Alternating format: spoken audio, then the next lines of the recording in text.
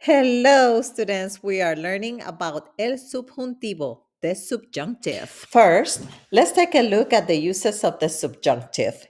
Here is a list of some of the ways it can be used in conversation. Now, students, let's examine examples of using the subjunctive for expressing hopes and desires. In this example, the speaker is expressing hopes for something to happen. Unlike the indicative, which states facts, the subjunctive conveys hopes and desires. Let's take a look at some of the examples that we have right here. Number one says, Ojalá que me pegue en la lotería. I hope I win the lottery. This is a hope, not a fact. The speaker have not win the lottery yet, but he's hoping to do so. Another way the language uses the subjunctive is to express disbelief or doubts. Here are some examples of the subjunctive with expressing doubts. No creo que el chico pase la clase. I don't believe the kid will pass the class, is a belief. Here are more examples. Dudo que comer tanto dulce te vaya a ayudar con la dieta. I doubt that eating so much candy is going to help you with your diet. No creo que sea bueno que hables tanto en la clase. I don't think that it's a good idea that you talk so much in class. No creo que vaya a llover hoy porque hace mucho sol. I do not think that it's going to rain today because it's very sunny. No sé si es posible que comamos en el restaurante esta noche. I don't know if it's possible that we'll eat at the restaurant tonight. All these examples convey doubts. Now, students, let's explore more examples of the subjunctive in use. Feel free to pause the video as needed to study each example carefully.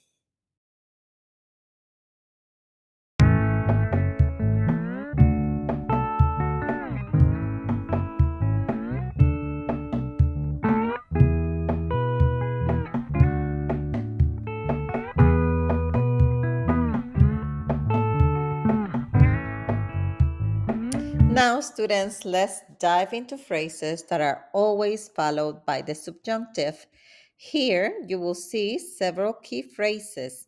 Please feel free to pause the video at any point to take notes.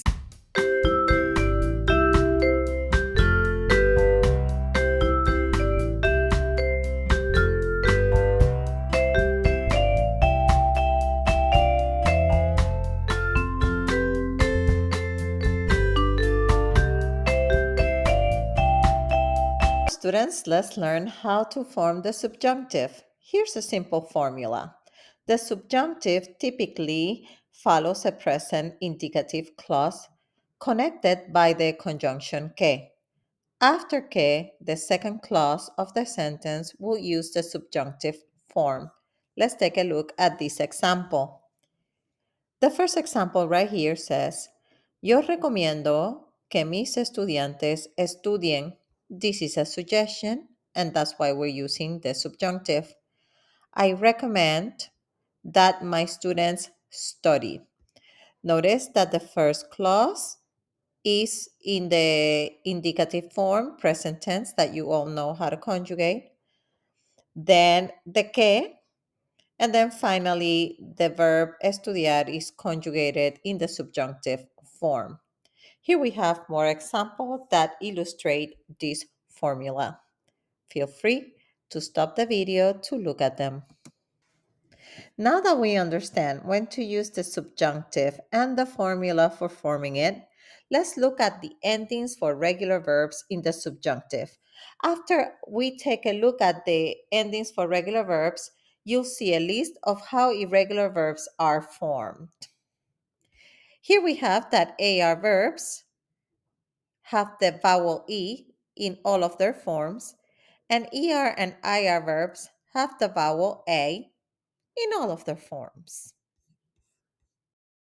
Here, students, we have the conjugations of the verb hablar, tener, and vivir in the subjunctive. Notice that the verb tener keeps the same stem as in the present indicative. T-E-N-G when forming the subjunctive. Then regular subjunctive endings are added to this very stem. The same rule applies to other verbs with a stem change in the yaw form of the present tense, in which the stem remains the same and the subjunctive endings are added to this form. Now, students, here we have some common verbs that take an irregular form in the subjunctive. Take your notes.